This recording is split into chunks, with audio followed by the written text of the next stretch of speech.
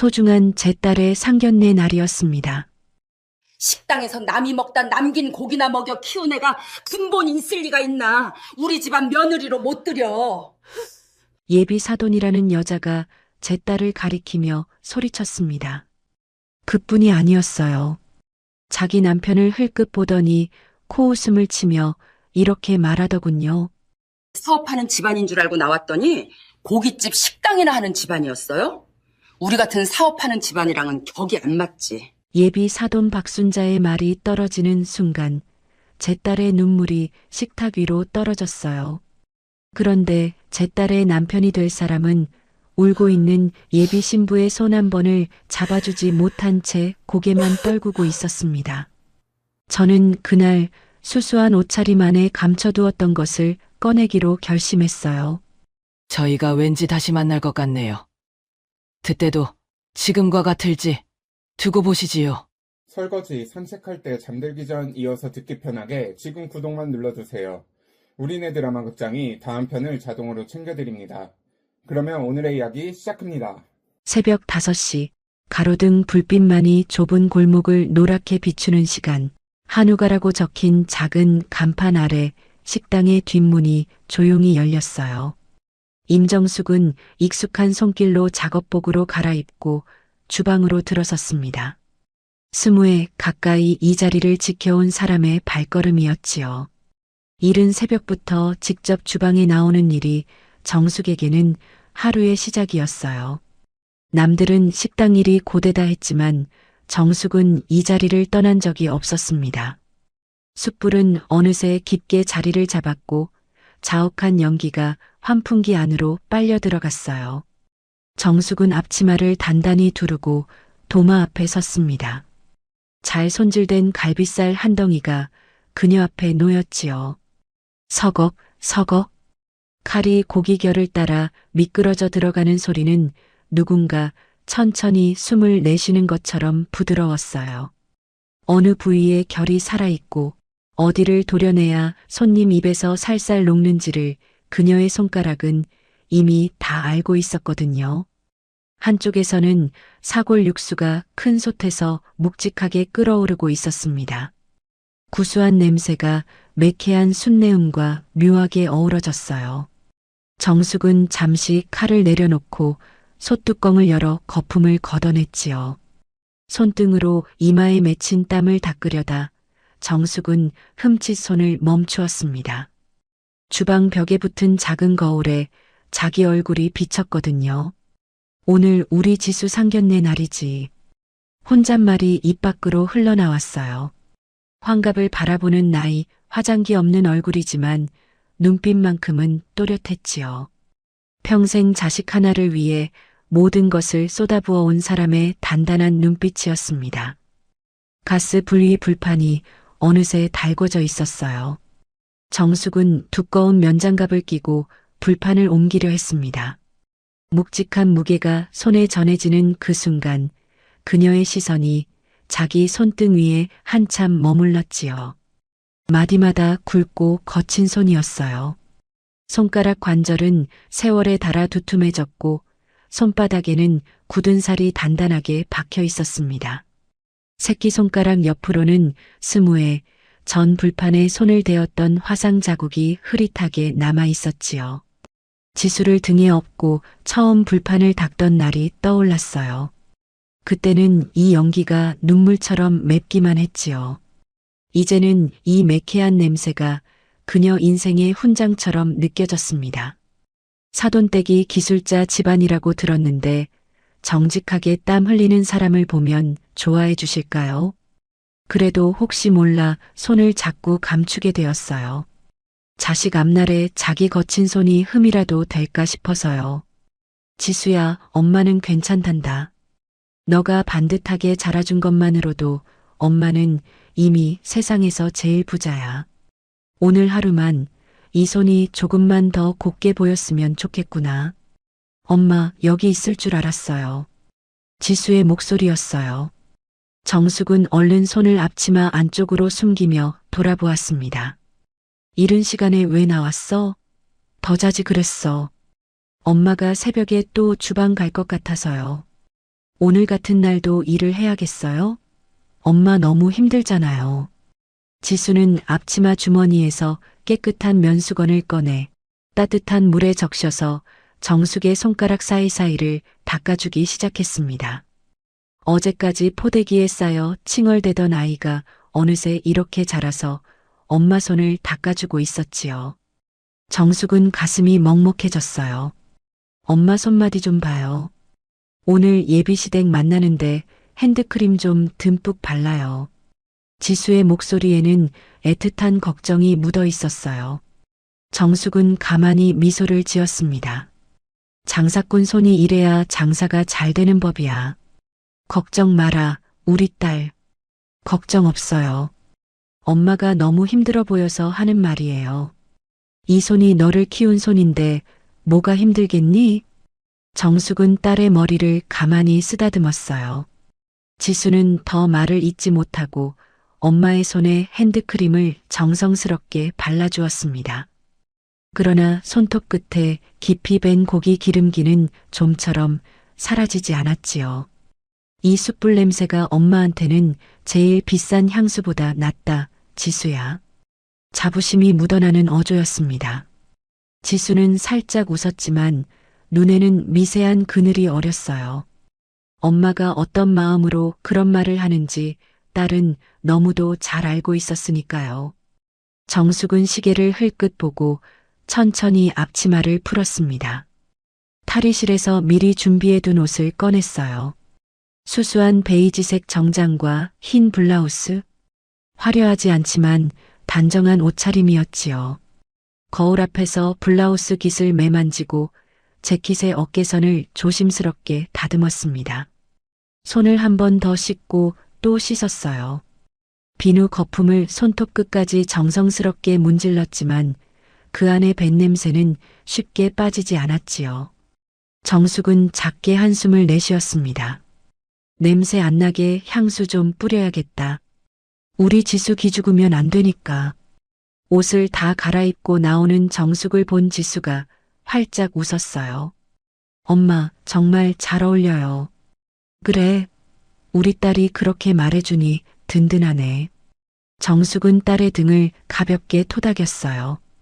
마음 한구석으로는 사돈댁 앞에서 자기가 너무 장사꾼 티가 나면 어쩌나 하는 걱정이 작게 일렁였습니다. 사골솥에서는 김이 모락모락 올라가고 숯불은 여전히 은은하게 빛나고 있었지요. 이 손으로 딸 대학 보내고 시집까지 보내네. 여보, 보고 있어요?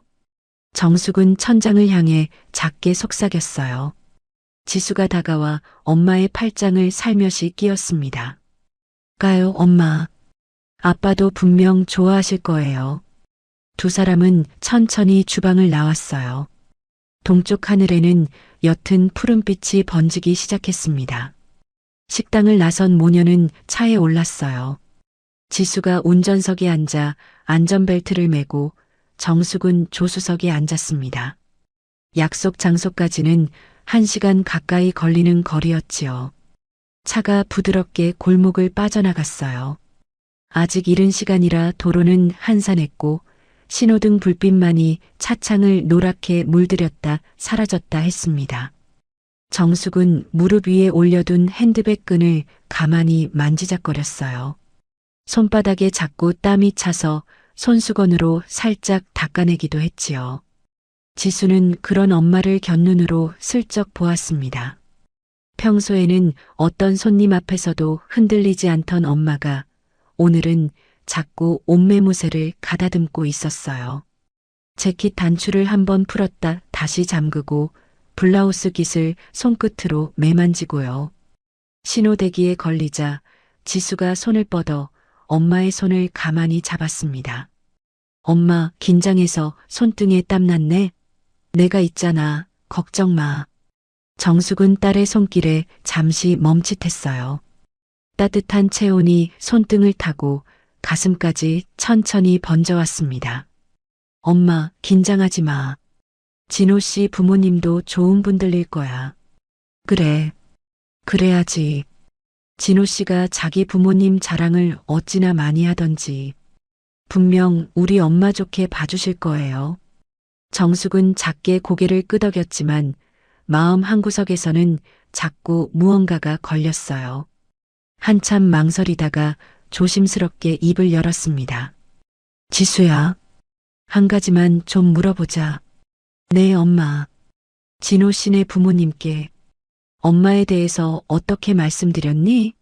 그냥 조그맣게 사업한다고만 했다며? 지수가 운전대를 바로잡으며 답했어요. 네, 그냥 엄마가 식당 하신다고만 했어요.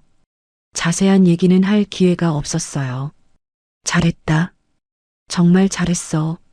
정숙은 가볍게 한숨을 내쉬었지만 그 안에는 또 다른 걱정이 묻어 있었지요. 지수가 그걸 놓치지 않았어요. 왜 그러세요, 엄마? 마음에 걸리는 거 있어요? 아니, 그런 건 아니고. 혹시 내가 너무 장사꾼 티가 나서 그쪽에서 너를 가볍게 볼까봐 그렇지. 그 말이 끝나기 무섭게 지수의 표정이 단단해졌습니다. 운전대를 잡은 손에 살짝 힘이 들어가는 게 보였어요. 엄마, 그게 무슨 말씀이세요? 고기 굽는 게 어때서요? 그리고 엄마가 그냥 고기만 굽는 분은 아니잖아요. 정직하게 벌어서 나 키운 건데. 난 우리 엄마가 제일 자랑스러워. 지수의 목소리는 단호했어요. 평소에는 어리광 부리듯 말하던 딸이 이런 때만큼은 누구보다 단단해진다는 걸 정숙은 알고 있었습니다. 진호 씨 부모님이 그런 걸로 우리 엄마 가볍게 보면 그건 그쪽 어른들 그릇이 작은 거지 우리 엄마 잘못이 아니에요. 정숙은 가만히 딸의 옆모습을 바라보았어요. 어릴 적에는 그저 엄마 손만 잡고 졸졸 따라다니던 아이가 이제는 엄마를 안심시키고 다독여주는 어른이 되어 있었습니다. 지수의 손이 참 따뜻했어요. 이 아이가 언제 이렇게 커서 나를 다 위로해주나. 남편 없이 홀로 키우며 모진 소리 참 많이 들었지요. 식당 딸내미 소리 안 듣게 하려고 밤낮 없이 일만 했는데 다행히 지수는 구김살 없이 잘 자라주었어요. 오늘 사돈 댁도 우리 지수의 이 맑은 마음을 봐주었으면 좋겠다. 사람 됨됨이라는 게 결국 옷차림이나 직업 같은 겉모습이 아니라 마음의 결에서 드러나는 법이니까요. 정숙은 천천히 입가에 미소를 띄었습니다. 그래, 우리 딸이 이렇게 예쁘게 컸는데 무슨 걱정이겠니? 이제야 좀 웃으시네요. 지수도 따라 웃었어요. 차 안에 잠시 평온한 정적이 흘렀고 깜빡이 소리만이 규칙적으로 들렸지요. 지수가 발라준 핸드크림의 은은한 꽃향기가 차 안을 부드럽게 채우고 있었습니다. 한참을 달리던 차가 신호에 다시 걸렸어요. 정숙은 창밖으로 시선을 돌렸습니다. 거리에는 출근길에 나선 사람들이 하나둘 보이기 시작했고 가게들이 셔터를 올리고 있었지요. 지수야. 네. 오늘 어떤 일이 있어도 말이야. 엄마는 네 편이라는 거 잊지 마라. 지수는 잠시 엄마를 바라보다가 가만히 미소 지었어요. 그건 제가 더 잘 알지요. 엄마도 잊지 마세요. 저도 언제나 엄마 편이에요. 신호가 바뀌고 차가 다시 출발했습니다.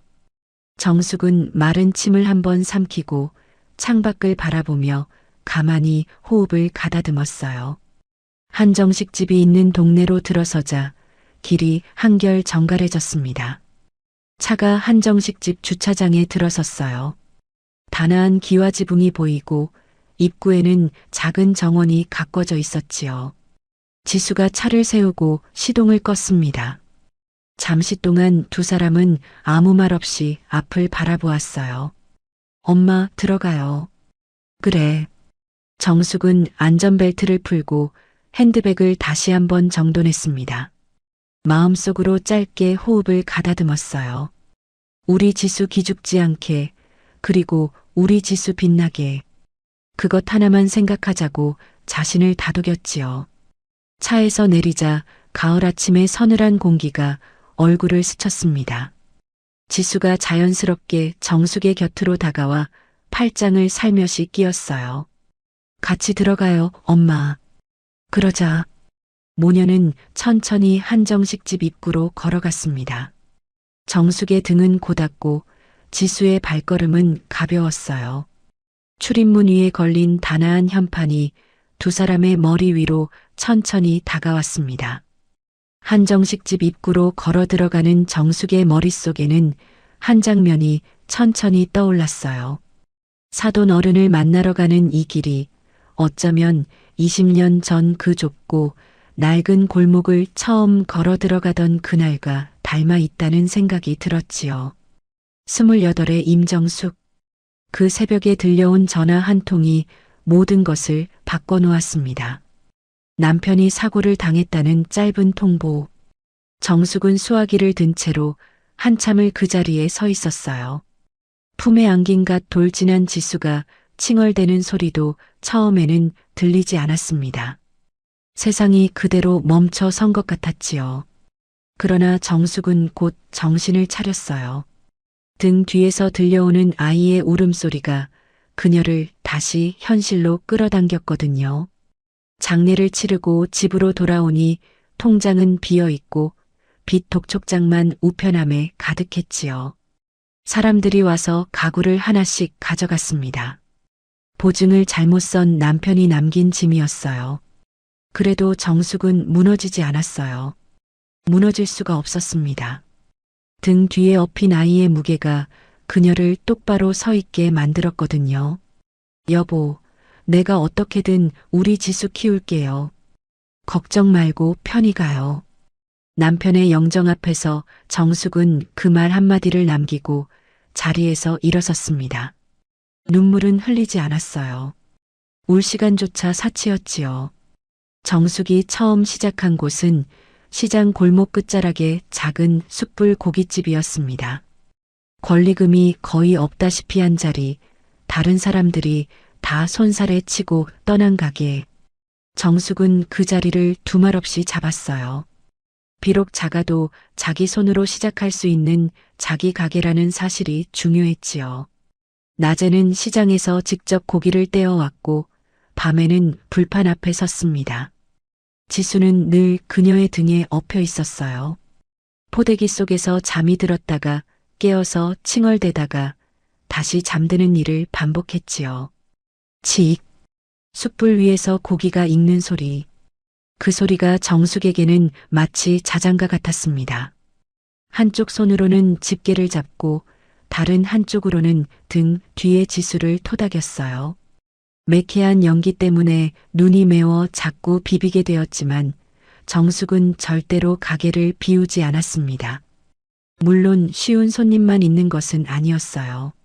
술이 거나하게 오른 사내 하나가 불판을 손가락으로 툭툭 치며 시비를 걸기도 했지요. 아지매, 고기질이 왜 이래? 혼자 장사한다고 사람 속이는 거 아니여? 손님 죄송합니다. 제가 다시 좋은 부위로 내어드릴게요. 정숙은 허리를 숙이며 차분하게 답했어요. 마음속으로는 화가 치밀었지만 표정만은 흐트러뜨리지 않았습니다. 등 뒤에 지수가 그 소란에 놀라 울음을 터뜨렸지요.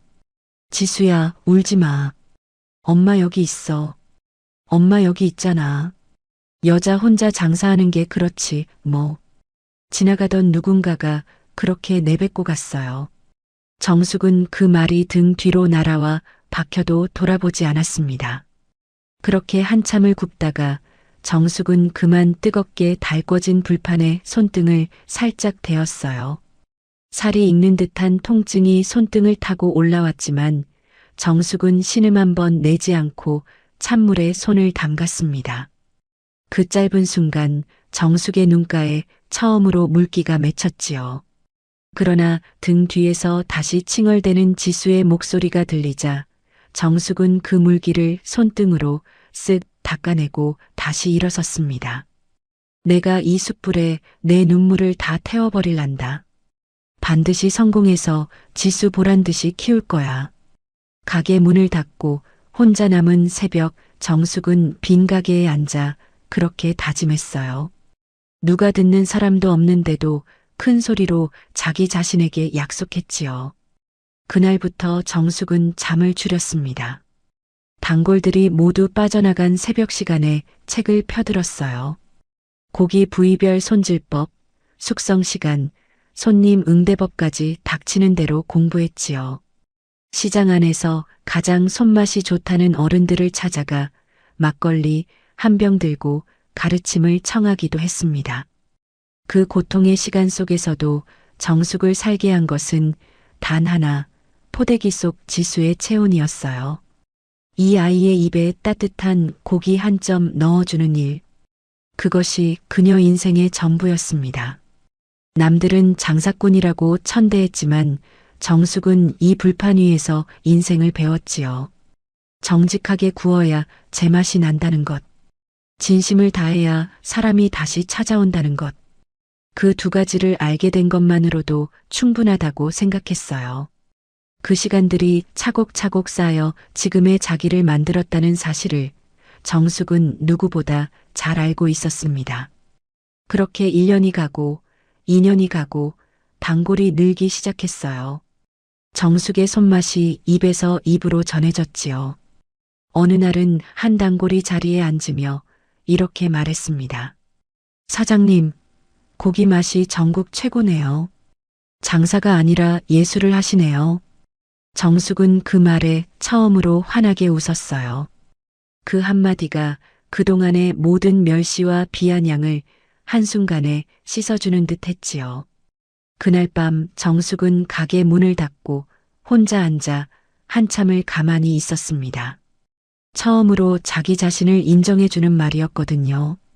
가게는 조금씩 자리를 잡아갔어요. 정숙의 손맛이 골목 밖으로 입소문을 타기 시작했고 점심시간이면 자리가 모자랄 정도로 손님이 들었지요. 정숙은 거기서 멈추지 않았습니다. 새벽이면 직접 산지를 다녀왔고 좋은 고기를 골라내는 눈을 키웠어요. 도매상들 사이에서 시장 골목 그 여사장은 어느새 깐깐하기로 유명한 사람이 되어 있었지요. 장사는 점점 번창했어요. 한 가게가 두 가게가 되고 두 가게가 세 가게가 되었습니다.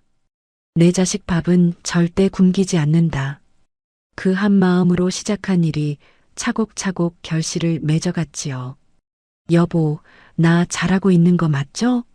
우리 지수 잘 키울 수 있게 하늘에서 좀 도와줘요.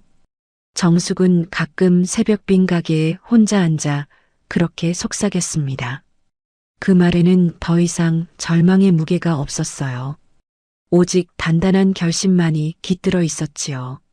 세월은 그 결심 위에 차곡차곡 쌓여갔습니다. 그러나 정숙은 자신이 처음 불판을 닦던 그 새벽을 단 하루도 잊지 않았어요. 그 시간들이 곧 자기 자신이라는 사실을 정숙은 누구보다 잘 알고 있었습니다.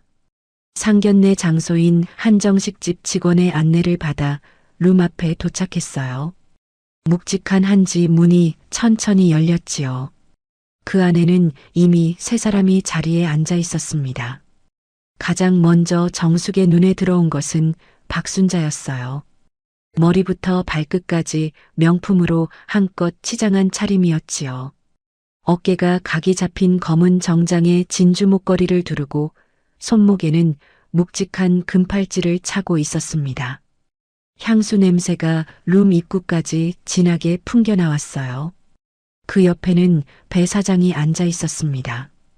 짙은 회색 정장에 금태 안경, 손에는 큼직한 손목시계가 번쩍였지요. 그리고 그 옆자리에 진호가 다소곳이 앉아 있었어요. 안녕하세요. 처음 뵙겠습니다. 정숙이 먼저 정중하게 인사를 건넸습니다. 박순자가 천천히 일어서며 정숙을 위아래로 훑어보았어요. 그 시선이 정숙의 베이지색 정장과 흰 블라우스에 머무는 순간 박순자의 입꼬리가 살짝 올라갔지요. 어머, 어서 오세요. 사돈 되실 분 맞으시죠? 박순자의 목소리에는 정중함이 묻어 있었지만 그 정중함 뒤에 묘한 평가의 시선이 따라붙었어요. 정숙은 그것을 분명히 느꼈지만 표정 하나 흐트러뜨리지 않았습니다. 네, 임정숙입니다. 우리 지수의 엄마예요. 앉으시지요. 음식 시켜놨습니다. 배 사장이 거드름을 피우며 자리를 권했어요. 정숙과 지수가 마주 보이는 자리에 앉자 진호가 어색하게 고개를 숙여 인사했습니다. 그러나 그 인사에는 활기가 없었어요. 부모님 옆에서 어쩐지 자세가 작아 보이는 청년이었지요. 자, 통성명부터 합시다. 저는 배만석이라고 합니다. 배 사장이 먼저 입을 열었어요. 그는 자세를 바로잡고 두 손을 깍지 끼며 말을 이었지요. 제가 하는 일이 말입니다. 보통의 사업가들과는 좀 다릅니다. 주방 엔지니어링 설계가 전문이지요. 식당 주방을 그냥 짓는 게 아니라 공학적으로 설계하는 일입니다. 동선이며 열효율이며 환기 시스템까지 다 계산해서 말이지요. 아, 네. 설계하시는군요. 고귀한 일을 하시네요. 정숙이 차분하게 응대했어요. 박순자가 그 말을 받아 곧장 끼어들었습니다. 저희는 그냥 장사하는 사람이 아니고 공학적으로 주방을 설계하는 엔지니어 집안이라서요. 그쪽 사돈도 사업하신다고 들었는데 어떤 일을 하시나요?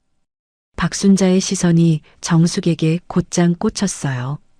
평가하는 눈빛이 분명했지요.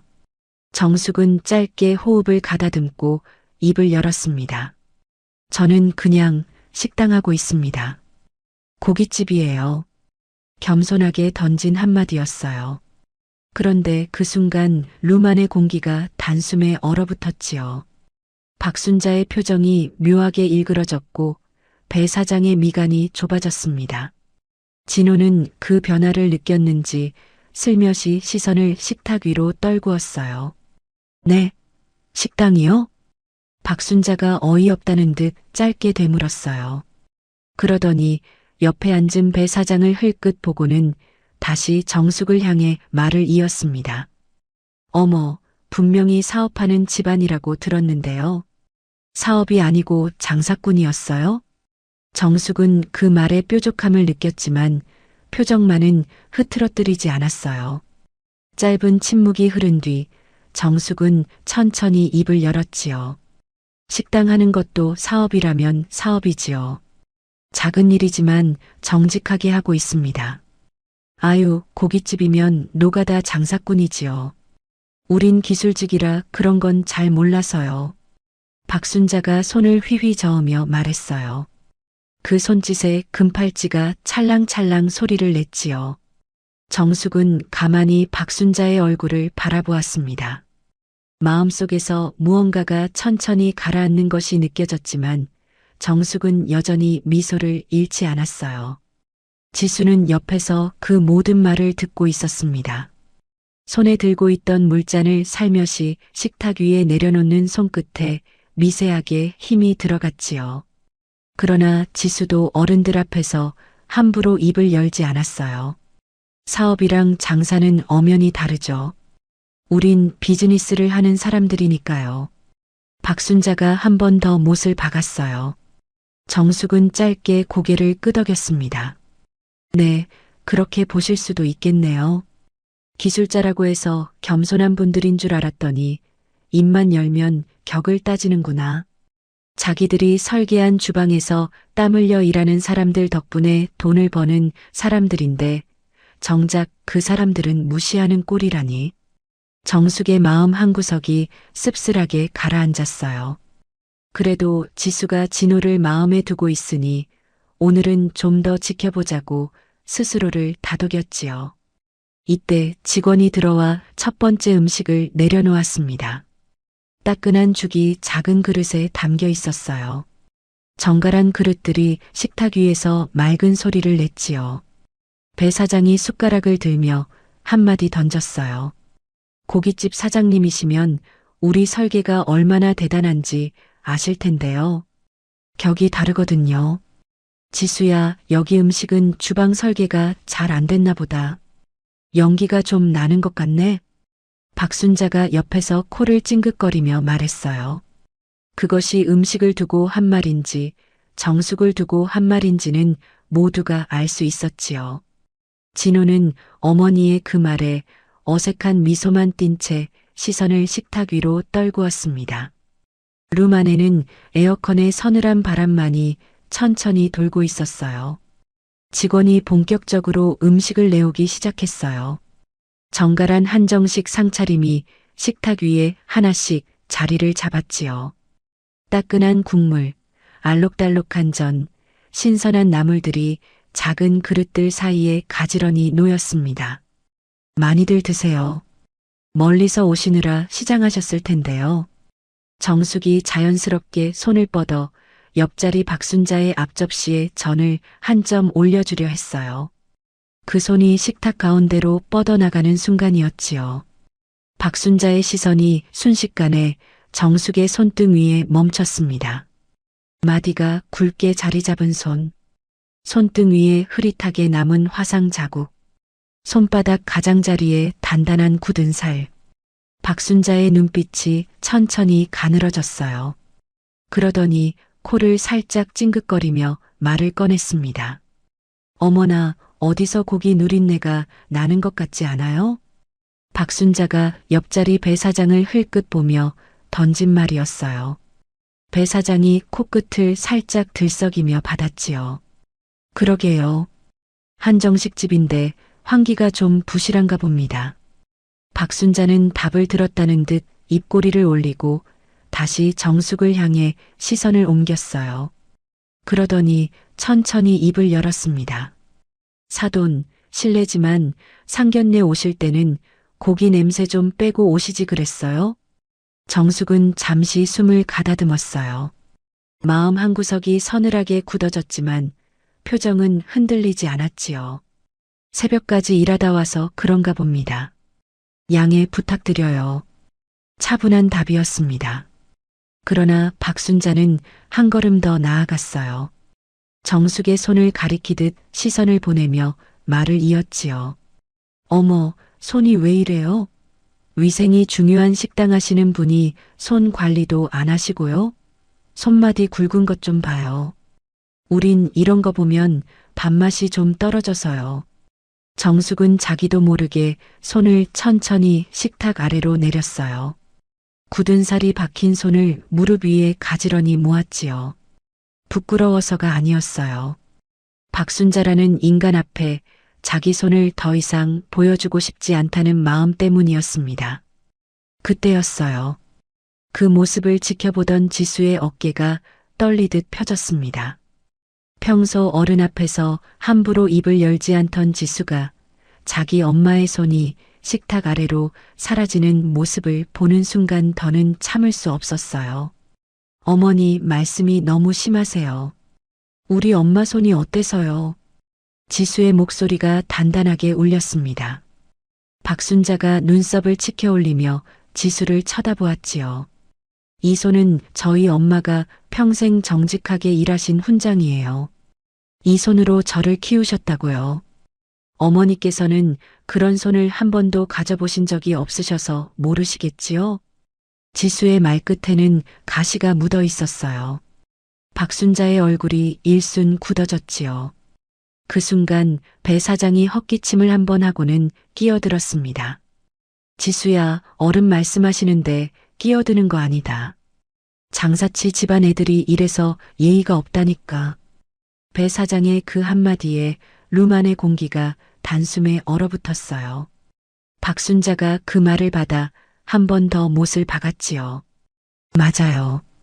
장사꾼들은 다 그래요. 돈만 알지 자기 몸 가꿀 줄은 모르거든요. 품위가 없는 거지요. 정숙은 그 말을 듣는 순간 가슴속 깊은 곳에서 무언가가 조용히 가라앉는 것을 느꼈어요. 분노라기보다는 차가운 깨달음에 가까웠지요. 정숙은 천천히 시선을 들어 박순자와 배 사장을 번갈아 바라보았습니다. 고기 냄새가 난다고? 내 인생 전체를 누린내로 치부하는 저 입술이 참으로 얇고 차갑구나. 내 손에 굳은 살은 내 자식을 지키기 위한 방패였는데 저 사람들 눈에는 그저 더러운 흔적일 뿐이구나. 지수가 떨리는 목소리로 나를 변호하는 모습이 마음 한구석을 무겁게 만든다.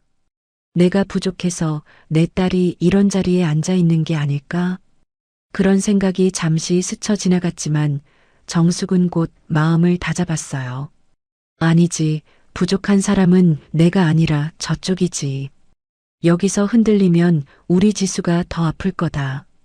정숙은 천천히 무릎 위에 모았던 손을 다시 식탁 위로 올렸습니다. 굳은 살이 박힌 손을 굳이 감추지 않았어요. 그러고는 박순자의 눈을 똑바로 응시하며 낮은 목소리로 입을 열었지요. 이 손으로 정직하게 번 돈으로 우리 딸을 키웠습니다. 그게 부끄러운 일은 아니지요. 말의 끝에는 미세한 떨림이 묻어 있었지만 그것은 두려움이 아니라 억눌린 분노였어요.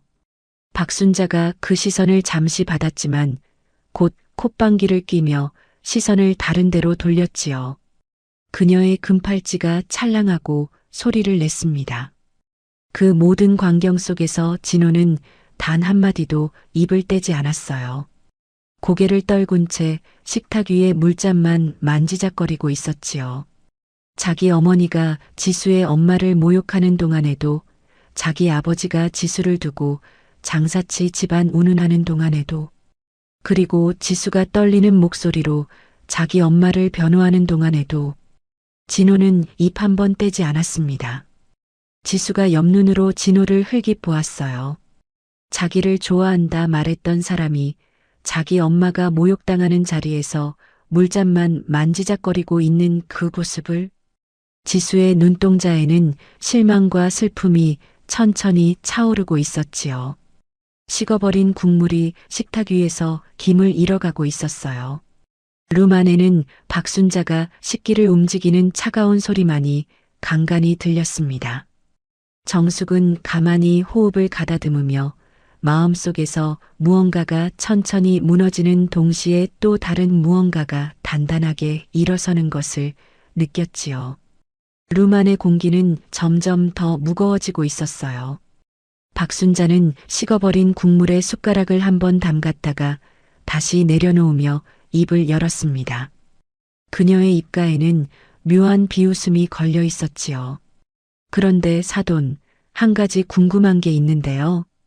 진호한테 듣기로는 사돈댁이 아버지가 안 계신다고 들었어요. 그게 사실이에요? 정숙은 잠시 박순자의 얼굴을 바라보았어요.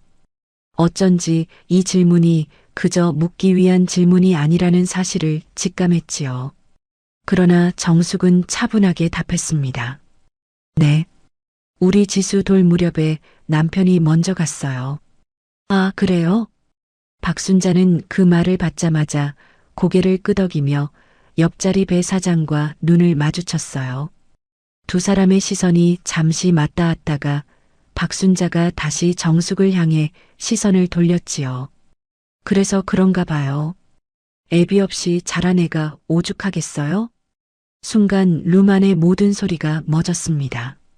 정숙의 숟가락 든 손이 그대로 멈췄어요. 지수의 어깨도 미세하게 굳었지요. 그 한마디는 단순한 말이 아니었습니다. 가장 깊은 곳을 칼끝으로 찌르는 말이었어요. 식당에서 남들이 먹다 남은 고기나 먹여 키웠으니 근본이 있을 리가 없지요. 그게 우리 집안에 들어와서 며느리 노릇을 하겠어요? 박순자가 한 번 더 못을 박았어요. 그 말이 떨어지는 순간 지수의 눈에서 처음으로 눈물 한 방울이 또르르 떨어졌습니다. 지수가 그동안 얼마나 많은 것을 참아왔는지 정숙은 알고 있었어요. 식탁 위에서 잡고 있던 물잔이 흔들리며 옆으로 쓰러졌고 차가운 물이 정숙의 무릎 위로 쏟아져 내렸지요. 그러나 정숙은 그 물을 신경 쓰지 않았습니다. 오직 딸의 흐느낌만이 정숙의 귀에 박혀 들어왔어요. 엄마. 지수는 고개를 숙인 채 어깨를 떨었어요. 꺽꺽거리는 울음을 참으려 입술을 깨물었지만 한 번 터진 눈물은 멈추지 않았지요. 그 모습을 보다 못한 진호가 그제야 입을 열었습니다. 엄마, 제발 그만해. 진호의 목소리는 컸지만 그 안에는 힘이 없었어요. 그러고는 끝이었지요. 지수의 손을 잡아주지도 자기 어머니에게 한 걸음 더 다가서지도 못한 채 진호는 다시 고개를 떨구었습니다. 지수가 옆에서 흐느끼고 있는데도 그 손 한 번을 잡아주지 못하는 사내였어요. 박순자는 아들의 그 말에도 눈 하나 깜짝하지 않았습니다.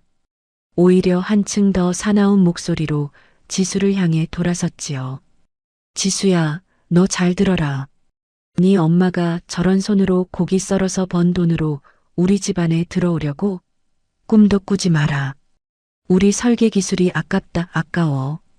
난 또 사업하는 집안이라 해서 기대했는데 장사꾼 주제에 욕심도 많다. 남편이 보고 있다면 얼마나 가슴이 미어졌을까. 내 자식을 근본 없다고 말하는 저 여자의 입을 그대로 두고 보는 게 너무도 힘들지만 나는 품위를 잃지 않을 것이다. 지수의 눈물이 내 마음을 적신다. 이 아이를 위해 20회를 버텼는데 고작 이런 인간들에게 내 딸을 보내려고 이 자리까지 온 게 아니다. 지수야, 엄마가 미안하다. 이런 자리에 너를 앉혀둔 것이. 정숙은 천천히 식탁 위에 놓아두었던 물수건을 들어 무릎을 닦았어요. 한 방울도 흘리지 않은 듯한 차분한 동작이었지요. 그러더니 자리에서 천천히 일어섰습니다. 그 자세에 흔들림이라고는 없었어요. 정숙이 의자를 살짝 뒤로 밀고 식탁을 돌아 지수의 옆자리로 갔습니다. 그러고는 한쪽 무릎을 살짝 굽혀 지수와 눈높이를 맞추었지요. 굳은 살 박힌 손이 부드럽게 딸의 뺨을 감쌌어요. 정숙은 손수건을 꺼내 지수의 눈물을 천천히 닦아주었습니다. 지수야, 울지 마라. 이 사람들은 네 눈물 한 방울의 가치도 모르는 사람들이다. 정숙의 목소리는 낮았지만 단단했어요. 지수가 떨리는 눈으로 엄마를 올려다보았지요. 엄마, 고개 들어라. 우리 딸은 아무 잘못 없어.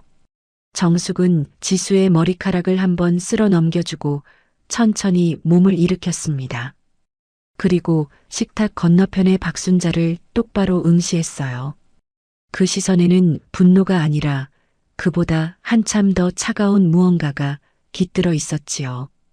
그만하세요. 우리 엄마가 당신들한테 무슨 잘못을 했다고 이래요. 지수가 흐느낌 속에서 한 번 더 외쳤어요. 그러나 정숙은 손을 들어 딸을 조용히 진정시켰습니다. 괜찮다. 엄마가 말할게. 정숙은 한 걸음 식탁 쪽으로 다가섰어요. 그러고는 또박또박 그러나 조금도 흥분하지 않은 목소리로 입을 열었지요. 제가 오늘 이 자리에 온 건 우리 딸의 인생을 책임져 줄 사람의 부모님께 인사를 드리러 온 거였습니다. 그런데 두 분께서는 우리 딸과 저를 사람으로 대해 주신 적이 단 한 번도 없으셨네요. 배 사장이 발끈하며 입을 열려 했어요. 그러나 정숙은 손을 들어 그 말을 막았습니다. 우리 딸은 이런 집안에 못 보냅니다. 이 혼사 지금 이 시간부로 끝입니다. 말이 떨어지자 박순자의 얼굴이 일그러졌어요. 배 사장의 미간이 깊게 패였지요. 정숙은 그 두 사람의 표정을 천천히 그러나 또렷이 바라보았습니다. 진호 씨. 정숙이 마지막으로 진호를 향해 시선을 옮겼어요. 진호가 어깨를 움찔하며 고개를 들었지요. 자기 여자 하나 못 지키는 남자는 우리 지수한테 필요 없어요. 가자, 지수야. 정숙은 지수의 손을 가만히 잡아 일으켰습니다. 모녀가 함께 자리에서 일어서자 의자가 뒤로 살짝 밀리며 작은 소리를 냈어요. 정숙은 핸드백을 챙겨 들고 박순자를 한 번 더 응시했습니다. 후회하실 일이 곧 있을 겁니다. 박순자가 콧방귀를 뀌려는 그 순간 정숙이 한 호흡 뒤에 말을 덧붙였어요. 저희가 왠지 다시 만날 것 같네요. 그때도 지금과 같을지 두고 보시지요. 그 말 끝에는 분명히 무언가가 깔려 있었습니다. 협박도 아니고 허세도 아닌 단단한 확신 같은 것이었지요. 박순자의 입꼬리가 살짝 흔들렸어요. 정숙은 더 이상 그쪽을 바라보지 않았어요. 지수의 손을 단단히 잡고 룸의 문을 향해 걸음을 옮겼지요. 정숙의 구두가 대리석 바닥을 또각또각 찍었습니다. 그 소리는 룸 안의 그 어떤 소리보다도 또렷했어요. 문이 열리고 두 사람이 빠져나가는 그 순간까지 박순자도 배 사장도 진호도 단 한마디를 더 보태지 못했지요. 상견례가 파탄이 난 지 한 달이 지났어요. 그 한 달 동안 배 사장과 박순자는 그 일을 거의 잊고 지냈습니다. 사돈이 될 뻔했던 그 식당 아줌마의 마지막 말이 가끔 머리를 스치긴 했지만 두 사람은 그저 비웃듯이 흘려보냈지요. 후회하실 일이 곧 있을 거라더니 그 아줌마 참 허세도 심하지요. 박순자가 화장대 앞에서 진주 귀걸이를 매만지며 그렇게 말했어요. 거울 속에 자기 얼굴을 흘끗 보며 입꼬리를 올렸지요. 신경 쓰지 마요. 오늘 이 계약만 따내면 우리 회사가 한 단계 도약하는 거니까. 배 사장이 넥타이를 단단히 조이며 답했습니다. 두 사람은 오늘 가장 비싼 명품 정장을 골라 입었어요. 오늘은 인생에서 손꼽힐 만한 중요한 날이었거든요. 100억 원 규모의 계약. 그것도 전국 200개 가맹점을 거느린 외식그룹의 주방 설비 전면 교체 사업이었어요. 한우가 그룹이라는 회사가 이번에 사업 파트너를 새로 정한다는 정보를 잡은 배 사장은 지난 몇 달 동안 죽을 듯이 매달려 왔지요. 업계 사람을 통해 줄을 대고 견적서를 수도 없이 뜯어 고치며 한우가 그룹의 까다로운 요구 조건 하나하나에 맞춰 자기 회사를 통째로 갈아엎다시피 했어요. 이 계약을 따내기 위해 그동안 거의 모든 자금을 끌어다 새 설비 라인을 갖춰놓은 상태였습니다. 은행 대출도 적지 않게 받았지요. 그러던 차에 며칠 전 한우가 그룹 비서실에서 직접 본사로 와서 최종 미팅을 진행하자는 연락이 온 거였어요. 배 사장은 그 전화를 받은 순간 거의 환호성을 지를 뻔했지요. 여보, 오늘이 우리 인생 최고의 날이 될 거예요. 100억이라니, 100억. 박순자가 들뜬 목소리로 말했어요. 배 사장도 입꼬리에 만족스러운 미소를 띠며 고개를 끄덕였지요. 두 사람이 도착한 한우가 그룹 본사는 도심 한복판에 우뚝 서 있는 큰 건물이었어요. 본사 로비는 천장이 높고 대리석 바닥이 반들반들 윤이 났습니다. 정장 차림의 직원들이 분주하게 오갔고 한쪽 벽면에는 한우가 그룹의 연역이 정갈하게 새겨져 있었지요. 어머, 회사가 이렇게 크네요? 박순자가 로비를 둘러보며 작게 감탄했어요. 배 사장도 살짝 긴장했는지 자기 양복깃을 매만졌습니다. 두 사람은 1층 응접 소파에 앉아 비서실의 안내를 기다렸어요. 박순자는 다리를 꼬고 앉아 손가방을 자기 무릎 위에 가지런히 올려두었지요. 옆자리에 앉은 배 사장은 손목 시계를 자꾸 들여다보며 침을 한 번씩 삼켰습니다. 고객님, 안내해 드리겠습니다. 회장님께서 회장실에서 직접 뵙겠다고 하셨습니다. 깔끔한 정장의 비서실 직원이 다가와 정중하게 말했어요. 박순자의 얼굴이 더없이 환해졌습니다. 어머, 회장님께서 직접요? 어쩌면 좋아. 엘리베이터가 두 사람을 가장 높은 층으로 데려갔어요. 문이 열리자 짙은 우드톤의 복도가 길게 이어졌고 그 끝에는 묵직한 회장실 문이 자리하고 있었지요. 문 옆에는 회장 임정숙이라고 단정하게 새겨진 명패가 빛나고 있었어요. 임정숙. 박순자가 그 이름을 무심코 읽었지만 별 생각은 들지 않았습니다. 흔한 이름이라 그저 지나친 것이었지요. 두 사람 모두 그 이름을 한 달 전에도 한 번 들었다는 사실을 까맣게 잊고 있었거든요. 비서실장이 직접 회장실 문 앞에 서서 두 사람을 맞이했습니다. 강 실장입니다. 안으로 모시겠습니다. 50대 중반의 강 실장은 묵직한 표정으로 회장실 문을 천천히 열었어요. 육중한 문이 부드럽게 안쪽으로 열리며 깊은 소리를 냈지요.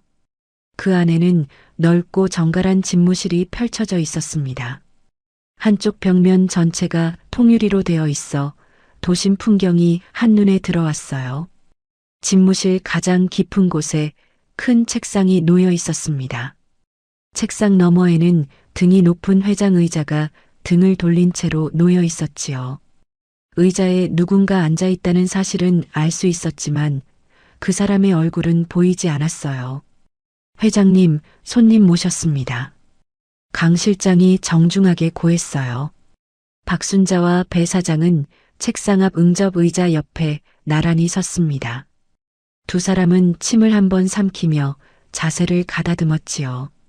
그때 회장 의자가 천천히 돌아갔어요. 아주 천천히, 마치 시간이 멎은 듯 느릿느릿하게요. 처음에는 옆모습이 보였습니다. 단정하게 묶은 머리, 그리고 단단한 어깨선. 박순자의 눈동자가 그 옆모습을 따라 움직였어요. 어쩐지 낯이 익다는 느낌이 들었지요. 박순자는 그 느낌을 외면하려는 듯 살짝 눈을 깜빡였습니다. 그리고 다음 순간 회장 의자가 완전히 정면을 향했습니다. 회장 의자에 앉아 있는 사람은 단정한 남색 슈트 차림의 한 여인이었어요. 거친 손은 책상 위에 가지런히 모아져 있었고 그 얼굴에는 차분한 미소가 한 자락 걸려 있었지요. 그 미소는 따뜻한 미소가 아니었어요. 오랜 시간 기다려온 무언가를 마침내 손에 쥔 사람의 미소, 그것에 가까웠습니다. 박순자의 입이 그대로 멎었습니다. 배 사장의 얼굴이 한순간 흑빛으로 변했어요. 두 사람 모두 그 자리에 그대로 굳어버렸지요. 한 달 전 한정식집 그룸에서 만났던 사람. 고기 누린내가 난다며 코를 찡긋거리며 비웃었던 그 사람. 손마디가 굵다고 면박을 줬던 그 사람. 그 사람이 지금 회장 의자에 앉아 두 사람을 내려다보고 있었어요. 박순자의 머릿속이 새하얗게 비워졌어요. 한 달 전 그 룸에서 자기가 했던 말들이 한꺼번에 머릿속에서 메아리 쳤습니다. 고기 누린내가 난다. 손마디 굵은 것 좀 봐. 사업이 아니라 장사꾼이지. 애비 없이 자란 애가 오죽하겠어. 그 모든 말들이 박순자 자신의 귀로 다시 돌아와 박혀 들어왔지요. 회장님? 배 사장이 떨리는 목소리로 겨우 한마디를 뱉었어요. 박순자는 입을 벌린 채로 아무 말도 하지 못했지요.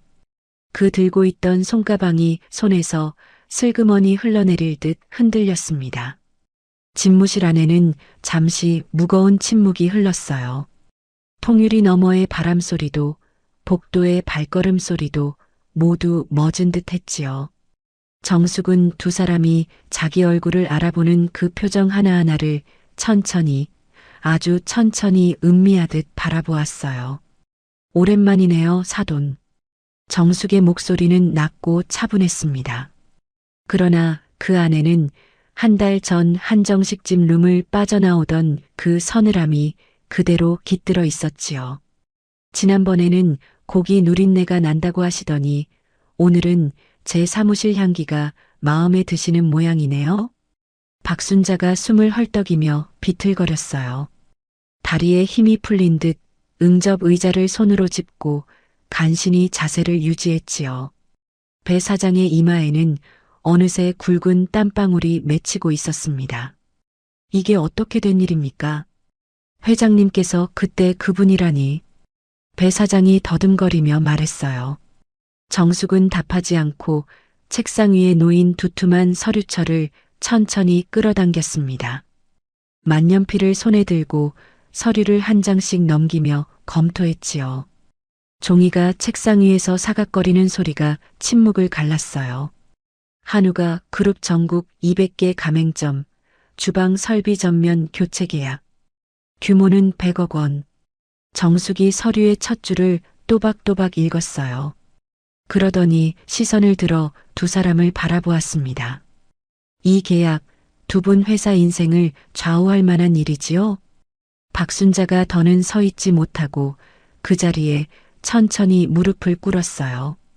배 사장도 뒤따라 무릎을 꿇었지요. 회장님, 제발 한 번만 봐주십시오. 저희가 정말 미쳤었습니다. 입이 10개라도 할 말이 없습니다. 배 사장이 머리를 조아리며 빌었어요. 박순자는 옆에서 손을 모은 채 어깨를 떨고 있었지요. 몰라 뵀습니다. 정말 죽을 죄를 지었습니다. 정숙은 그 모습을 가만히 내려다보았어요. 마음의 흔들림이라고는 한 점도 없었지요. 꿇고 있는 저 무릎들이 가엾기는커녕 가증스럽다. 한 달 전 우리 지수가 흘린 눈물을 생각하면 이 정도로도 부족하다. 자기들이 설계한 주방이 세상 최고라고 떠들더니 결국 그 주방에서 고기 구워 판 돈에 목숨을 걸고 있었구나. 사람은 변하지 않는다. 지금 비는 것도 반성이 아니라 돈줄이 끊길까봐 무서운 거겠지. 남편이 늘 말했었지. 사람의 무늬는 결국 속에서 우러나는 거라고. 저들의 무늬는 이미 썩어 문드러진 지 오래다. 우리 지수가 근본이 없다고 하셨죠? 정숙이 차갑게 입을 열었어요. 그 근본 없는 집안 돈으로 공장 돌리시려던 게 배 사장님이었습니까? 배 사장의 머리가 더 깊이 숙여졌어요. 박순자는 얼굴을 들지 못하고 흐느끼기 시작했지요. 장사꾼은 돈만 알지 격이 없다고 하셨는데요.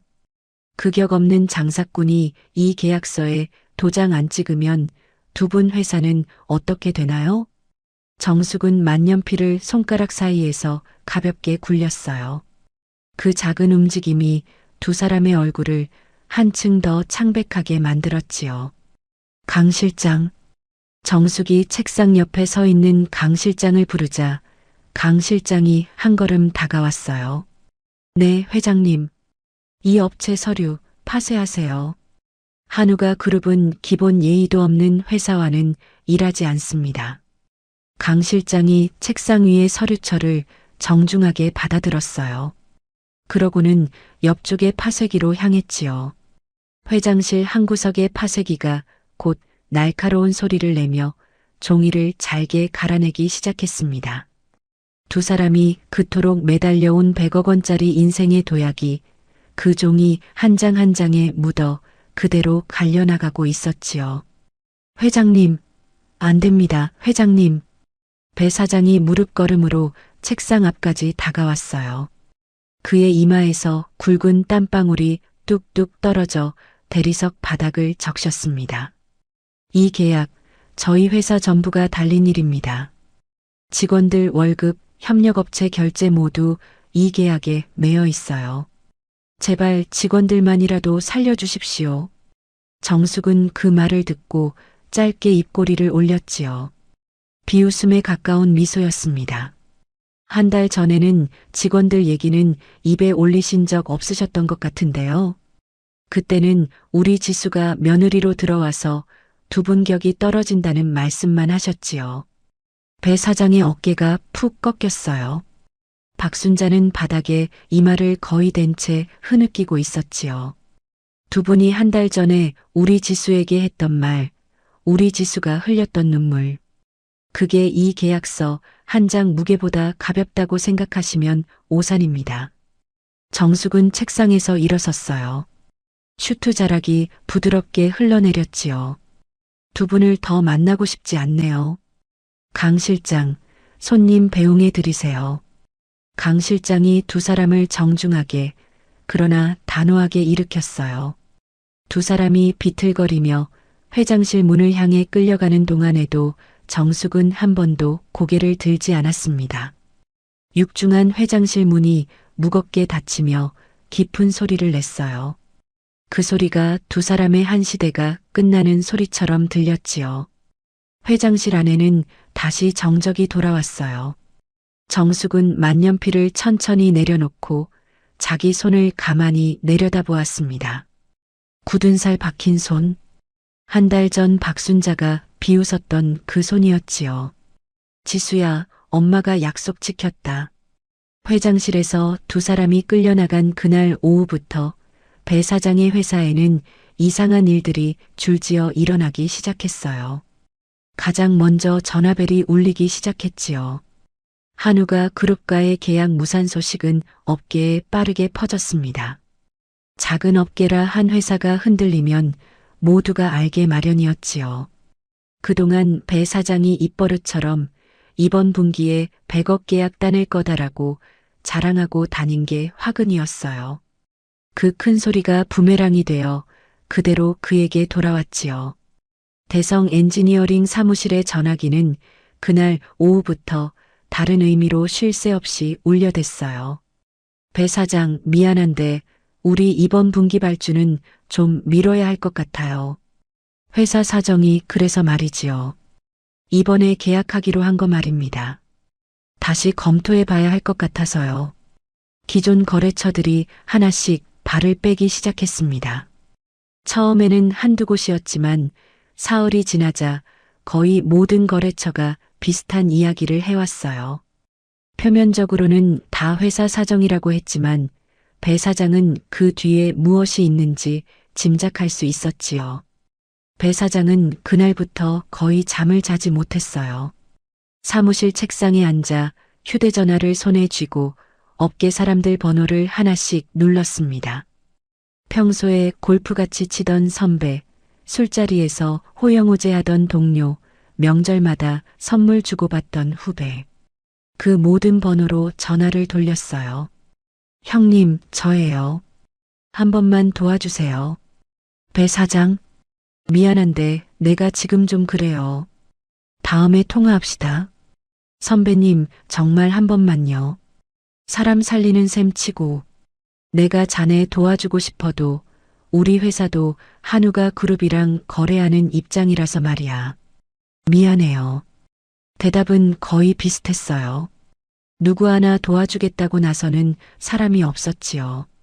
한우가 그룹은 업계에서 그만큼 큰 회사였습니다. 그 정도 규모의 외식 그룹이 한 업체와 거래를 끊었다는 사실 자체만으로도 다른 회사들은 알아서 그 업체와 거리를 두었어요. 회장이 직접 손을 쓰지 않아도 시장이 알아서 움직였지요. 배 사장은 휴대전화를 책상 위에 거칠게 내려놓았어요. 머리카락을 쥐어뜯으며 한참을 그 자리에 앉아 있었습니다.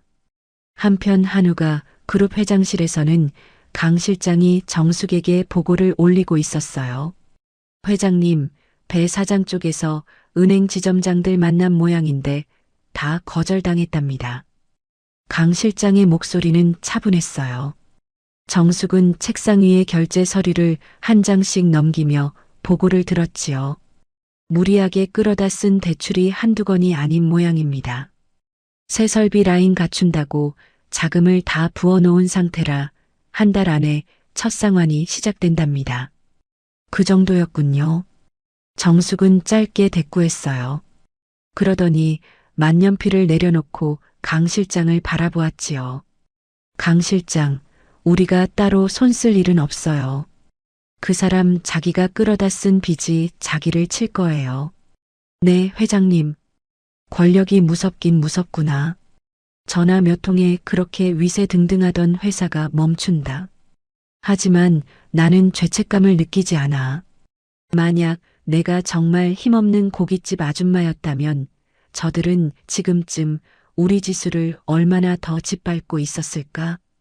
생각만 해도 아찔하다. 악한 자에게 베푸는 자비는 선한 자에게 가하는 폭력과 같이 저들이 지은 죄만큼만 딱 그만큼만 돌려주는 거다. 지수야, 엄마가 내 성벽이 되어줄게. 그 무렵 정숙의 자택 정문 앞에서는 한바탕 소란이 일고 있었어요. 박순자가 그 앞까지 찾아온 것이었지요. 명품 정장은 그대로였지만 머리카락은 풀어 헤쳐졌고 화장은 어딘가 어그러져 있었습니다. 한 달 전 한정식집에서의 그 도도하던 모습은 어디에도 없었어요. 이 집이 그 여자 집 맞지요? 임정숙이 집. 박순자가 정문을 두드리며 소리쳤어요. 경비실에서 직원이 나와 그녀를 막아섰지요. 손님, 무슨 일이신지요? 내가 회장님 좀 만나야겠어요. 비키세요. 비키라고. 박순자는 막무가내였어요. 경비원의 팔을 거칠게 뿌리치고는 더 큰 소리로 외쳤지요. 저 안에 다 들리지요? 임정숙 씨, 좀 나와봐요. 사람이 사람한테 이러는 게 아니지. 그때 정숙이 강 실장의 보고를 받고 일부러 한 걸음 정문 쪽으로 나섰지요. 박순자가 정숙을 발견하고는 발악하듯 한 걸음 더 다가서려 했어요. 임정숙 씨, 당신 이러는 거 너무하잖아요. 사람이 살려달라고 비는데. 박순자의 목소리는 갈라져 있었어요. 정숙은 정문 안쪽에서 한 걸음도 더 다가가지 않았지요. 차분한 목소리로 입을 열었습니다. 박순자 씨, 우리 집 대문 더럽히지 말고 가세요. 당신이 말한 규격 있게 행동하시지요. 뭐라고요? 한 달 전 한정식 집에서 저한테 가르쳐 주셨잖아요. 사업하는 사람은 격이 있어야 한다고요. 박순자 씨야말로 그 격에 맞게 처신하셔야지요. 이댁 앞에서 소리 지르는 게 그 격에 맞는 일인가요? 박순자의 입이 막혀버렸어요. 한 달 전 자기가 했던 말이 자기 발목을 잡는 순간이었지요. 정숙은 그 모습을 더 보지 않고 몸을 돌려 집 안으로 들어갔어요. 경비원 두 사람이 박순자를 단호하게 정문 밖으로 안내했습니다. 박순자는 발버둥치며 끌려나갔지만 정숙은 다시 돌아보지 않았지요. 며칠 후 배 사장의 공장에는 붉은 압류 딱지가 붙기 시작했습니다. 큰 기계마다 한 장씩, 사무실 책상에도 한 장씩, 심지어 사장실 문 앞에도 한 장이 큼지막하게 붙었어요. 텅 빈 공장에는 그 붉은 종이만이 유난히 도드라져 보였지요. 평소 같으면 기계 돌아가는 소리, 직원들이 부르는 소리가 가득해야 할 시간인데 그 자리에는 압류 딱지를 떼지도 못하고 멍하니 바라보는 직원들의 발자국 소리만 간간히 들렸습니다. 직원들은 일손을 멈추고 삼삼오오 모여 수군거렸어요. 이게 도대체 어떻게 된 거지? 한우가 그룹이랑 무슨 일이 있었다더라. 사장이 어디다 잘못 보였나 봐. 그렇게 큰 회사를 어떻게 적으로 돌리고 일을 받겠다는 거였는지 모르겠네. 공장 안에는 어두운 공기가 가득했어요. 정직하게 일하던 직원들은 자기 자리에서 어쩔 줄을 몰랐지요.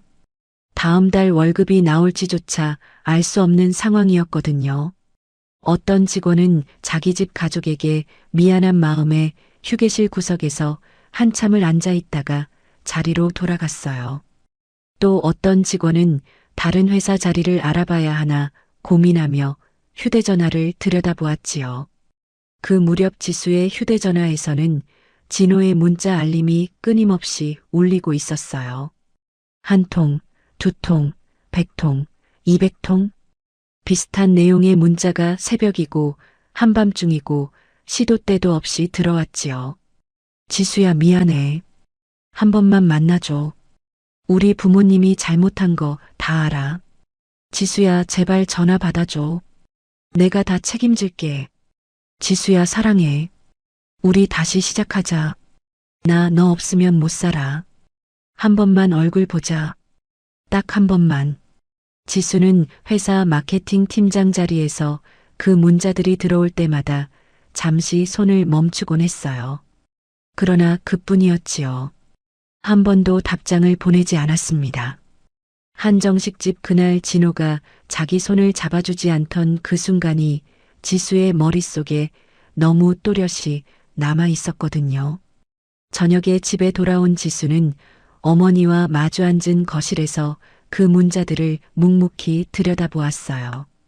그러더니 천천히 휴대전화를 손에 쥐고 진호의 번호를 차단 목록에 등록했지요. 한 번에 망설임 없이 엄마, 왜 우리 딸? 이제 안 와요. 더는 안 와. 지수의 목소리에는 단단함이 깃들어 있었어요. 정숙은 딸의 손을 가만히 잡았지요. 지수야, 아픈 만큼 성숙해지는 거야. 저 사람들은 내 인생에서 깨끗이 지워라. 깨끗하게. 네, 엄마. 그렇게 할게요. 정숙은 딸의 어깨를 한번 토닥였어요. 지수가 한 달 동안 얼마나 많은 마음의 무게를 견뎌왔는지 엄마는 다 알고 있었지요. 그러나 우리 지수는 무너지지 않았어요. 오히려 한층 더 단단해진 어른의 얼굴로 엄마 앞에 앉아 있었습니다. 다음 날 오후 정숙은 강 실장을 회장실로 불렀어요. 책상 위에는 서류 한 장이 놓여 있었습니다. 강 실장, 부탁 한 가지 할게요. 네, 말씀하십시오. 배 사장 공장에서 현장 반장하시는 분들 있지요. 오래 일하신 분들. 그분들 중에 진짜 기술 가진 분들이 누군지 좀 알아봐 주세요. 조심스럽게. 강 실장은 잠시 정숙의 얼굴을 바라보았어요. 정숙은 더 말하지 않았지만 강 실장은 그 의미를 읽었지요. 네, 회장님. 조용히 알아보겠습니다. 그렇게 며칠이 흘렀어요. 강 실장이 추려온 명단은 3사람이었습니다. 모두 배 사장 공장에서 10년 가까이 묵묵히 기술을 갈고 닦아온 현장 반장들이었지요. 사장이 어떤 사람이든 자기 일만은 정직하게 해온 사람들이었어요. 저녁 무렵 정숙은 도심 외곽의 작은 한식당 안쪽 방에서 그 3사람을 만났습니다. 인적이 드문 조용한 곳이었어요. 정숙은 깔끔한 짙은 회색 정장 차림으로 그들을 맞이했지요. 이렇게 시간 내주셔서 감사합니다. 정숙이 먼저 정중하게 인사했어요. 3사람은 어쩔 줄 몰라 하며 어색하게 자세를 가다듬었지요. 그들 앞에 앉은 이 여인이 한우가 그룹 회장이라는 사실을 그들은 들어서야 알았던 것이었어요. 여러분들 고생 많으셨지요. 기술 있는 분들이 왜 저런 분 밑에서 그렇게 오래 고생하셨어요? 정숙의 목소리는 따뜻했어요. 사돈 부부를 대할 때와는 전혀 다른 결이었지요. 오늘 무슨 약속 받자고 모신 게 아니에요. 그냥 인사 한번 드리고 싶었어요. 손에 진짜 기술 가진 분들 만나 뵙는 게 저한테는 항상 영광스러운 일이거든요. 3사람은 정숙의 그 말에 잠시 멍해졌어요. 사장 밑에서 일하면서 누가 자기들의 노고를 인정해 준 적이 한 번이라도 있었던가요? 한우가 그룹은 사람을 함부로 대하지 않습니다. 저희 회사 협력업체들도 마찬가지고요. 혹시라도 나중에 어떤 자리에서 다시 뵙게 된다면 그때는 더 좋은 모습으로 인사드리고 싶네요. 정숙은 더 이상 구체적인 이야기를 꺼내지 않았어요. 따뜻한 식사 한 끼와 차분한 대화로 그 자리를 마무리했지요. 그러나 3사람은 그 짧은 만남에서 무언가를 느끼고 돌아갔습니다. 자기들의 손과 기술이 누군가에게는 분명한 가치로 보인다는 사실. 그것만으로도 그날 저녁은 그들에게 잊을 수 없는 시간이 되었어요. 정숙은 그날 밤 회장실로 돌아와 창밖의 야경을 가만히 바라보았습니다.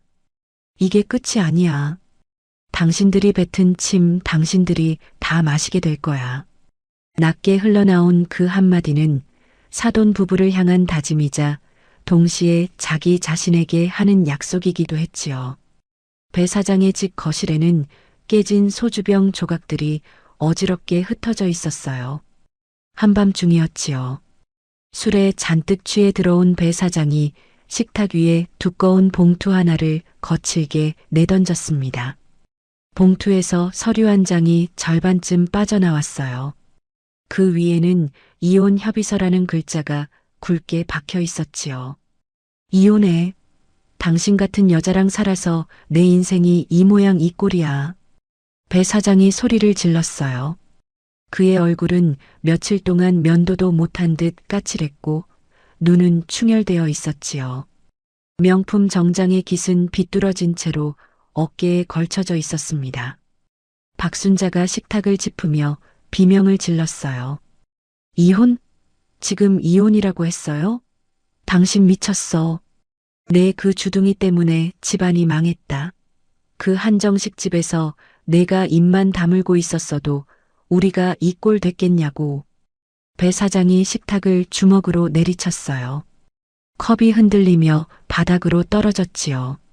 내가 뭘 잘못했다고. 그 여자가 속인 거잖아. 회장이면 회장답게 차려입고 나오던가. 박순자의 목소리는 갈라졌지만 그 안에는 끝까지 반성이라고는 한 자락도 없었어요. 모든 책임을 정숙에게 돌리는 것이었지요. 한 달 전 자기가 어떤 말을 쏟아냈는지, 그 말이 한 모녀의 마음을 어떻게 찢어 놓았는지 박순자는 아직도 깨닫지 못하고 있었습니다. 이 집도 이미 경매 넘어갔어. 다음 주에 사람들 들이닥칠 거다. 배 사장이 차가운 목소리로 말했어요. 박순자의 다리에서 힘이 풀려 그 자리에 주저앉았지요. 그토록 자랑하던 그 큰 집이, 그토록 매만지던 그 명품 가구들이 며칠 후면 다른 사람 손에 들어간다는 사실. 박순자는 그제야 현실이 어디까지 무너졌는지 실감하기 시작했어요. 다음 날 아침부터 박순자는 거리로 나섰습니다. 가지고 있던 명품 정장 중 그나마 단정한 것을 꺼내 입었어요. 그러나 어디로 가야 할지 막막했지요. 결국 박순자는 한 가지 결심을 했습니다.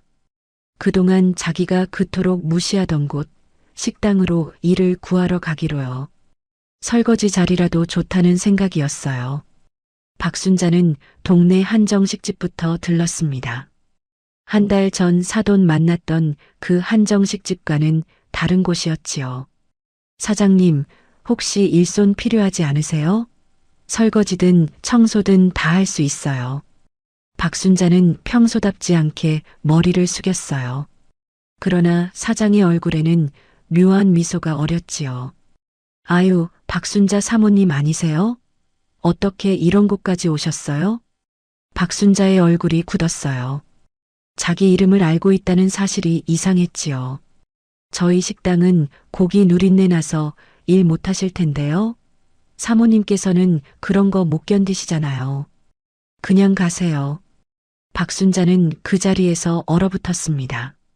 자기가 한정식 집에서 정숙에게 쏟았던 그 말이 어느새 업계의 농담거리가 되어 자기 발목을 잡고 있었어요. 박순자는 황급히 그 자리를 빠져나왔지요. 두 번째 식당에서도 세 번째 식당에서도 비슷했어요.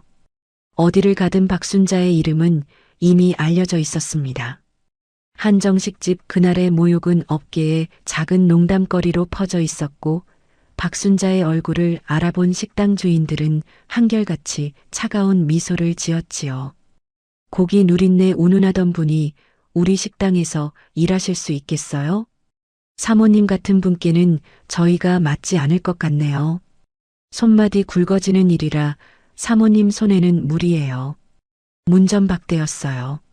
누구 하나 받아주지 않았지요. 박순자는 거리에서 한참을 서 있다가 결국 자기 동네에서 먼 곳까지 가야겠다는 결심을 했습니다. 누구도 자기를 알아보지 못하는 곳으로요. 며칠을 헤맨 끝에 박순자가 자리를 잡은 곳은 도시 외곽의 허름한 국밥집이었어요. 그 식당 주인도 박순자의 이야기를 어디선가 들어 알고 있었지만 손이 모자라 한 사람 일손은 절실하게 필요했지요. 박순자는 더 이상 가릴 처지가 아니었어요. 청소부터 시작하세요. 시간 맞춰 오시고 손 잘 닦고요. 식당 주인의 무뚝뚝한 한마디. 박순자는 고개를 끄덕이고 주방 뒤편으로 안내되었습니다. 그날부터 박순자는 노란 고무장갑을 끼고 국밥집 주방에서 불판을 닦기 시작했어요. 거친 고무가 손목을 조이는 감촉, 식기들이 부딪히는 거친 소리, 자욱하게 올라오는 국밥집의 김. 그 모든 것이 박순자에게는 새로운 세상이었지요. 평생 명품 가방과 진주 목걸이만 알던 손이 이제는 누런 기름때가 묻은 불판을 문질러 닦고 있었어요. 한 달 전 정숙의 굳은 살을 비웃던 그 박순자가 지금은 자기 손에 고무장갑을 끼고 불판을 닦고 있었지요. 박순자의 눈가에 눈물이 한 방울 맺혔어요. 그러나 그 눈물의 의미가 무엇인지 박순자 자신도 아직 정확히 알지 못했습니다. 자기 처지가 한심해서 흘리는 눈물인지 아니면 자기가 짓밟았던 누군가의 마음을 이제서야 조금이나마 알게 되어 흘리는 눈물인지. 그 무렵 정숙의 차가 도시의 한 골목을 지나가고 있었어요. 지수가 함께 타고 있었지요. 회사 회의를 마치고 본사로 돌아가는 길이었습니다. 차창 너머로 평범한 동네 풍경이 천천히 흘러갔어요. 그러던 중 작은 식당 앞에서 한 사내가 손님을 안내하고 있는 모습이 지수의 눈에 들어왔지요. 옷차림은 어딘가 어색한 작업복이었고 머리는 며칠 못 감은 듯 헝클어져 있었어요. 손에는 집게가 들려 있었고 식당 앞 야외 테이블에 앉은 손님 옆에서 고기를 굽고 있었습니다. 그 사내가 누구인지를 알아보는 데는 그리 오래 걸리지 않았지요. 진호였어요. 한 달 전 한정식집 그 자리에서 지수의 손을 잡아주지 못했던 그 진호가 지금은 어느 작은 식당에서 손님을 들이고 고기 굽는 보조로 일하고 있었지요. 폐인이 되어 거리를 헤매던 진호가 그제야 일자리를 구한 모양이었어요. 그것도 자기 어머니가 그토록 비웃던 식당에서 장사꾼이라며 비웃던 그 자리에 자기가 서 있게 된 것이지요. 지수는 차창 너머로 그 모습을 바라보았어요. 잠시였습니다. 진호는 차 안의 지수를 알아채지 못한 채 그저 자기 일에 몰두하고 있었지요. 손님이 시킨 고기를 굽는 그 손이 어딘가 서툴렀어요. 지수는 천천히 시선을 거두었습니다. 엄마 가요. 지수의 목소리에는 동요라고는 한 자락도 없었어요. 정숙이 운전기사에게 가만히 출발하라는 신호를 보냈지요. 차가 다시 천천히 움직이기 시작했어요. 지수는 창밖 풍경을 평온하게 바라보았습니다. 그 풍경 속에 진호가 잠시 머물렀다가 사라졌지만 지수의 마음에는 어떤 흔들림도 없었어요. 이제 정말 아무 감정도 남아있지 않은 것이지요. 잘 됐어요. 지수가 가만히 입을 열었어요. 정숙이 딸을 바라보았지요. 뭐가 잘 됐다는 거니? 진호 씨가 이제야 진짜 일을 시작했네요. 누군가한테 의지하지 않고요. 부모님도 자기 자신도 살리려면 그 길밖에 없잖아요. 지수의 목소리에는 미움도 안쓰러움도 없었어요. 그저 자기 인생을 완전히 정리한 어른의 평온함만이 깃들어 있었지요. 정숙은 그 한마디에 마음 한구석이 든든해졌습니다. 우리 딸이 정말로 한 단계 자랐구나 하는 생각이 들었어요. 그 며칠 후 배 사장이 한우가 그룹 본사로 정숙을 찾아왔어요. 며칠 동안 면도도 하지 못한 듯한 모습이었지요. 양복은 구겨져 있었고 어깨는 푹 꺾여 있었어요. 그는 회장실 문 앞에서 한참을 서성이다가 강 실장의 안내를 받아 안으로 들어갔습니다. 회장님, 한 번만 살려주십시오. 배 사장이 정숙 앞에 무릎을 꿇었어요. 한 달 전과 똑같은 자세였지만 이번에는 비굴함의 결이 달랐지요. 자기 자신이 아니라 직원들 이야기를 꺼내기 시작한 것이었어요. 제 일은 다 끝났습니다. 회사도 집도 다 잃었어요. 그런데 우리 직원들이 2달째 월급을 못 받았습니다. 그 사람들은 정말 잘못이 없어요. 회장님, 그 사람들 일자리만이라도 어떻게 좀 봐주실 수 없을까요? 배 사장의 어깨가 흔들렸어요. 정숙은 그 모습을 가만히 바라보았지요. 마음이 흔들리지는 않았습니다. 다만 한 가지는 알 수 있었어요. 이 사람이 직원들 이야기를 꺼내는 것이 진심인지 아니면 자기 마지막 카드를 던지는 것인지. 배 사장님, 정숙이 천천히 입을 열었어요.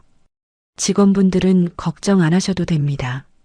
배 사장이 고개를 번쩍 들었어요. 정숙의 다음 말을 기다리는 그 눈빛 속에 일말의 희망이 비쳤지요. 이미 그분들 중 기술 있는 분들은 새 자리가 마련되어 있어요. 한우가 그룹 직속 협력 설비 회사가 곧 문을 엽니다. 거기서 그분들이 직접 사업을 꾸려가실 거예요. 자본과 신용은 저희 그룹에서 지원합니다. 네. 배 사장의 입이 그대로 멎었어요. 자기가 그토록 매달려온 일이 자기 직원들 손에서 자기 없이 새로 시작된다는 사실. 그 사실 앞에서 배 사장은 한순간 정신을 차리지 못했지요. 회장님. 그럼 저는요? 배 사장님 자리는 거기에 없습니다. 그분들이 지금까지 진짜 기술로 일해 오셨다는 걸 저는 알고 있어요. 사장 없이도 그분들의 손이 회사를 살릴 겁니다. 정숙의 목소리는 흔들리지 않았어요. 배 사장은 그 한마디에 무너졌습니다. 자기 회사가 자기 없이 새 모습으로 살아난다는 사실은 배 사장에게는 가장 잔인한 결말이었지요. 강 실장, 배 사장님 배웅해 드리세요. 배 사장이 일어서지 못하자 강 실장이 다가가 그를 부축했어요. 회장실 문이 다시 닫히는 그 순간까지 정숙은 더 이상 그를 바라보지 않았습니다. 박순자가 고무장갑을 낀 모습을 멀리서 떠올렸어요.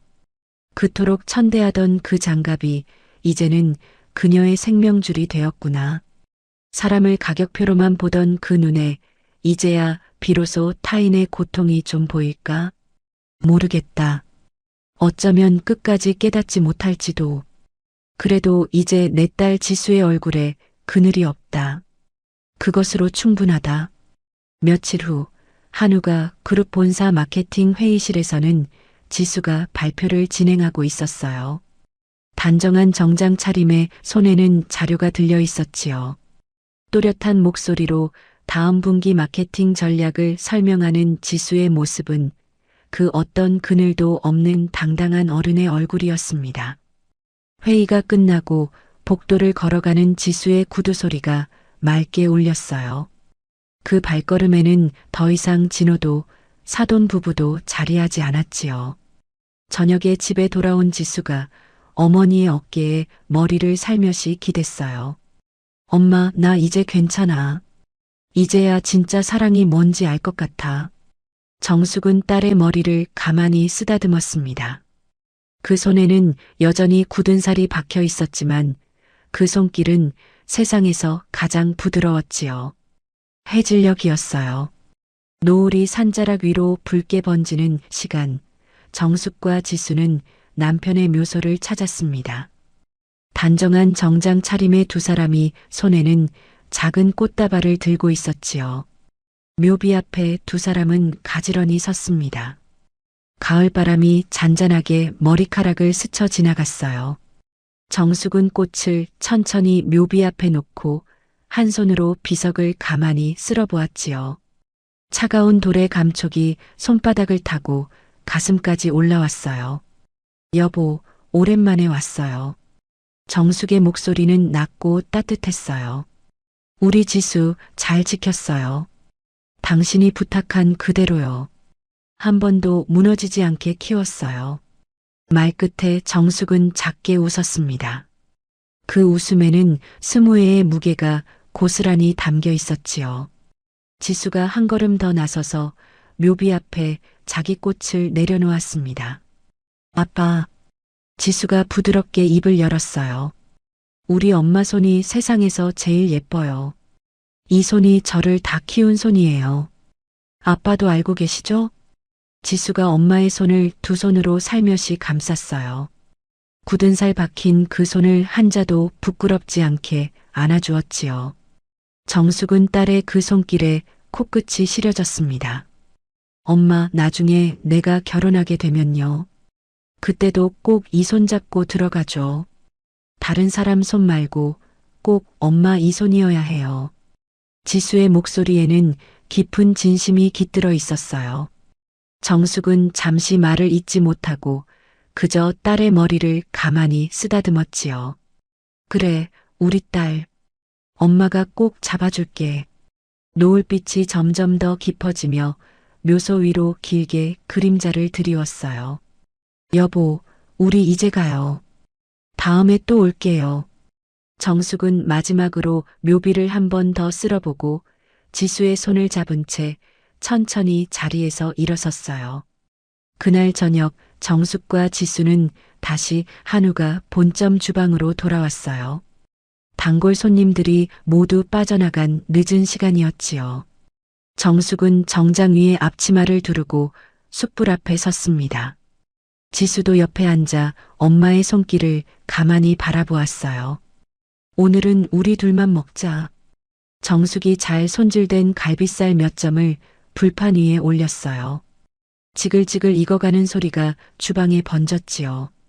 노을빛 마지막 자락이 창문을 타고 들어와 두 사람의 옆모습을 부드럽게 비추었습니다.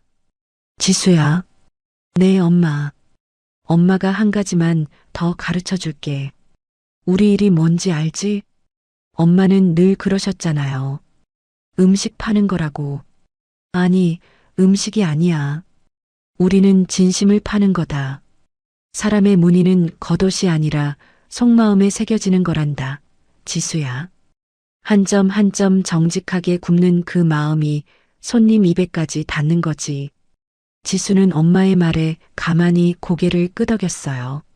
그러더니 무언가 생각났다는 듯 자기 옆에 두었던 작은 통 하나를 꺼냈지요. 매니큐어였어요. 엄마, 잠깐만요. 이거 발라드릴게요. 손마디 굵은 거 좀 가려지게. 지수가 정숙의 손을 살짝 끌어당겼어요. 정숙은 잠시 딸의 얼굴을 바라보다가 부드럽게 미소를 지었지요. 아니, 우리 딸. 엄마 손은 그대로가 좋아. 왜요? 이 굳은 살이 엄마 자부심이야. 이 손으로 너 키운 건데 뭘 가려. 정숙이 자기 손을 한번 펴보였어요. 굳은 살이 단단히 박힌 손이었지요. 지수는 잠시 그 손을 들여다보다가 매니큐어를 다시 내려놓았습니다. 그러더니 활짝 웃었어요. 엄마 말이 맞아요. 이 손이 제일 예쁜 손이에요. 회장 자리에 앉아 있을 때보다 이 불판 앞에 앉아 있을 때가 더 나답다. 내 손에 박힌 이 굳은 살이 내 인생의 진짜 족보다. 박순자는 껍데기를 쫓다 알맹이를 잃었지만 나는 내 알맹이를 지켜냈다. 여보, 당신도 웃고 있죠? 우리 딸 참 예쁘게 잘 컸어요. 이제야 비로소 숯불 연기가 맵지 않고 달콤하게 느껴지네요. 오늘 고기 맛 참 좋다, 엄마. 우리 엄마 손맛이 들어가서 그런가요? 지수가 한입 베어 물며 환하게 웃었어요. 정숙도 따라 웃으며 딸 앞으로 한 점을 더 놓아주었지요. 자, 먹자. 땀 흘려 일하고 먹는 밥이 세상에서 보약이다. 활기찬 정숙의 목소리가 주방 안에 번졌어요. 지수의 웃음소리가 그 뒤를 따라 울렸지요. 숯불 위에서는 고기가 지글지글 익어갔고 창밖에서는 부드러운 저녁바람이 불었습니다. 모녀의 어깨가 서로 맞닿아 있었어요. 그 온기가 세상 어떤 보석보다도 따뜻했지요. 여러분, 오늘도 끝까지 들어주셔서 정말 감사합니다. 정숙이라는 사람이 한정식집 그 자리에서 받은 모욕을 끝까지 품위를 잃지 않고 받아내는 모습이 저는 참 인상 깊었습니다. 사람이 살다 보면 별의별 사람을 다 만나잖아요. 누군가는 내 옷차림을 보고, 누군가는 내 손을 보고, 누군가는 내 직업을 보고 사람을 판단하지요. 그런데 정작 그 사람이 어떻게 살아왔는지, 어떤 마음으로 자식을 키워냈는지는 들여다보지 않습니다. 박순자가 우습기도 하고 한편으로는 안쓰럽기도 했어요. 평생을 명품으로 자기를 포장하느라 정작 자기 안에 무엇이 있는지는 한 번도 들여다보지 못한 사람이었으니까요. 저는 정숙의 그 거친 손이 자꾸 떠오릅니다. 어쩌면 우리 어머니들의 손도 그렇지 않을까요? 매니큐어 한번 발라본 적 없이 자식 먹이고 입히느라 거칠어진 그 손들이요. 오늘 이야기가 마음에 남으셨다면 구독과 알림으로 다음 만남을 예약해두세요. 우리네 드라마 극장이 다시 찾아갑니다. 그리고 오늘 이야기를 듣고 느낀 감정과 생각을 댓글로 소통해주세요.